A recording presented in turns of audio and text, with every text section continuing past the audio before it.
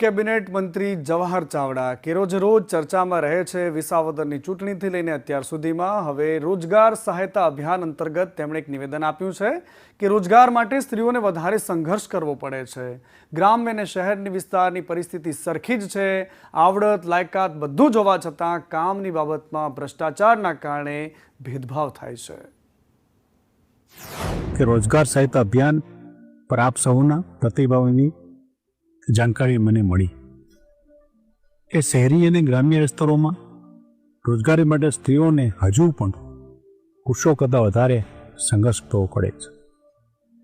આવડત અને લાયકાત હોવા છતાં ભેદભાવ અને ભ્રષ્ટાચારને કારણે કામ નથી મળતું અને મળે તો યોગ્ય વળતર નથી મળતું। મને લાગે છે કે સમાજમાં માત્ર સ્ત્રીઓની કિરણોની વાતો કરવી તે ફક્ત નહીં ચાલે, તો એના કરતાં રોજગાર પણ ઊભો કરવો પડશે અને યોગ્ય તકો આપવી પડશે।